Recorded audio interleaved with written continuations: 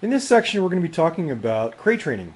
Now, as you can see here, I have a crate, of course, stuck in one of my chairs that is in my office, and directly behind me is my computer, where I do a great deal of my writing and other work inside my home for the business.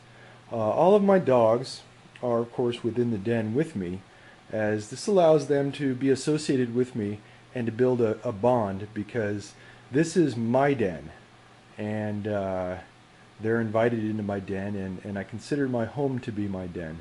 And just like a wolf in a wolf pack, every dog also needs its own personal den, a safe zone where they have a little place to escape to and feel safe.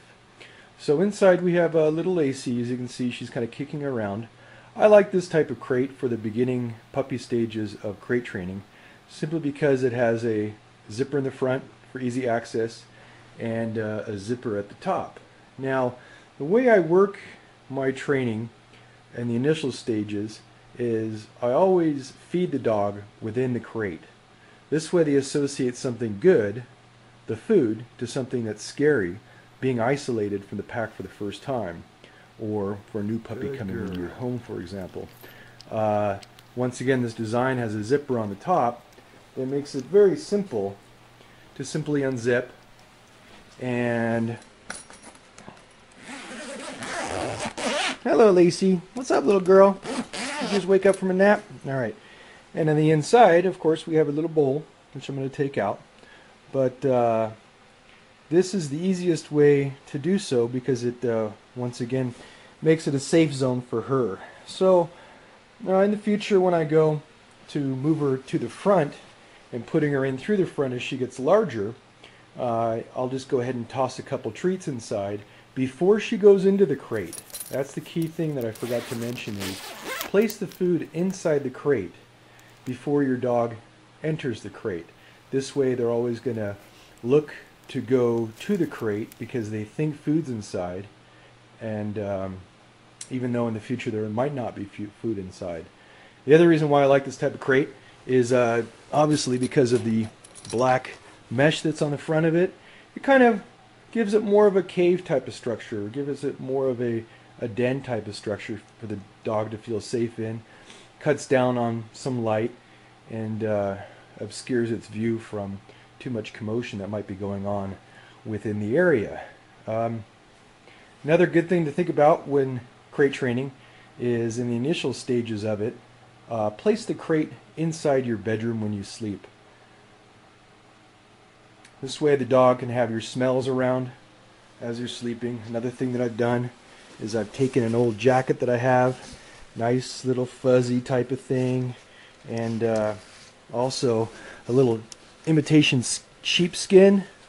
They love this kind of stuff. It kind of snuggles up to them and makes them feel warm. You ready to go outside? Come on, let's go outside. There you go. She's only 7 weeks old, or 7.5 weeks old roughly, and already using the dog door. But all right. And in conclusion, I also have some toys in there. Once again, it all comes down to making your dog feel comfortable within its crate, and by doing so, you're controlling the dog. You're able to watch the dog, and you're able to, most importantly, keep destruction from happening. But equally important is making sure that your dog becomes a very calm, relaxed dog while inside the home. I personally do not allow any rough play within my home. That's only for outside play. And by controlling your dog, once again, and keeping him within a crate when you can't watch it, is a good way to control his behavior, as it teaches him from a very young age that he is to be calm, and if he's to be allowed to walk around, he always has a leash on him. I'll always have a little nylon leash. And secondly, if he's not in the crate and I'm working at my computer, I'll also simply put him on a tie down and tie him down to the leg of the chair that I'm at, and I can keep my eye on him. As with any new puppy or new dog that's going to be first associated to a crate and therefore isolated for the pack for the first time, there's always going to be a couple days where it's going to be whining and putting up a fuss and putting up a fight, and it's inevitable. It's going to happen. The only way to handle this is let the dog fight through it. Remember that by going to a crate and saying to your dog, it's okay, don't worry about it, you're going to be fine, and talking sweet to your dog, what's happening is you're actually reinforcing that behavior. You're telling your dog it's okay to be afraid, and yes, I want you to whine. Okay? The best thing that I want you to keep in mind is let your dog fight through it. Let your dog fuss and fight. It's going to raise holy heck. Let it go. When it is first calm, once again, you want to reward the good behavior. That once it calms down, that's when you want to say nice and softly, good, there you go, yes, that's a good boy. By doing so in a soft voice, you're keeping it from becoming excitable. And that's another big thing that people make a mistake of, is getting all excited with their dog, depending on the dog. If you have a soft dog, it's important to bring up your elevation in your tone of voice to get it excited. But when your whole objective is to create a calm dog, it's always important to speak calmly to it.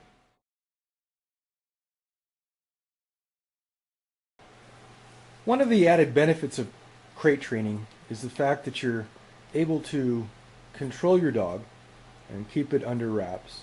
But most importantly, along the process, you're able to teach it potty training. And the reason why is a dog instinctually knows not to go to the bathroom, of course, within their den. So knowing this, they're going to often let out a little whine to let you know it's time to go out. And that's a good thing because it's communicating with you. And to get them on a good system for your potty training, little Lacey here is, how old are you, Lacey?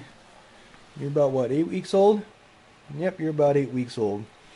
And she's potty trained. She knows how to use the dog door and goes outside. And this morning I was awoken to her with a little whine as I had her on tie down close to the door, which was close to me. And there's one right there. And she was pretty much telling me she had to go out.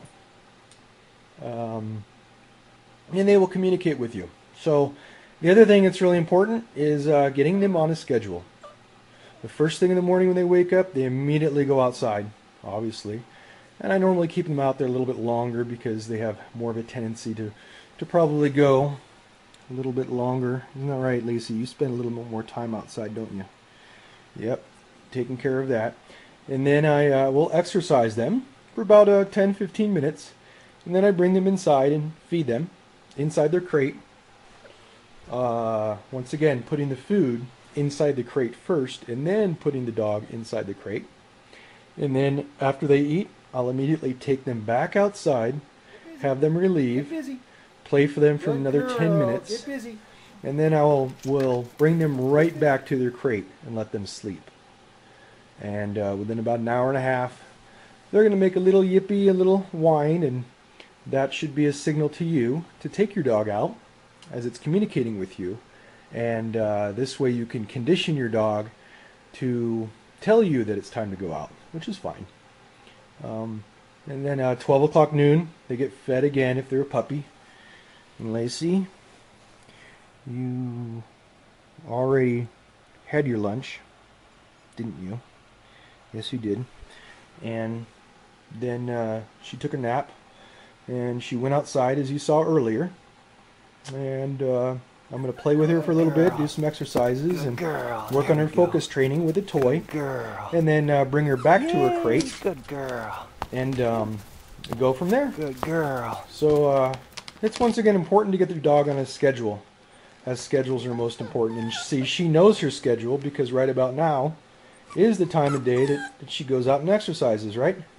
And she's used to that condition, and then she knows after the exercise and the training that she'll get to come back and take a nap.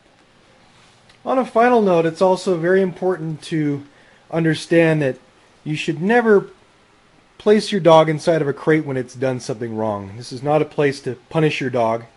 This is not a place to send him when he's been bad, because you want this to be a nice, safe, happy place for him to go and feel like he can escape to, and always make it a positive area. Because if you catch him in the act and you immediately put him in the crate afterwards, in a way that's punishing him, what you've actually done is you've associated something negative to the crate, and it, in a sense, defeats the purpose. So keep that in mind, and just understand that the first 2 days might be a little difficult, but after a little bit of time, you get a nice, calm, relaxed little puppy that knows its space. Okay, until next time, this is Alan with Lone Wolf Canine Academy. Have a good day.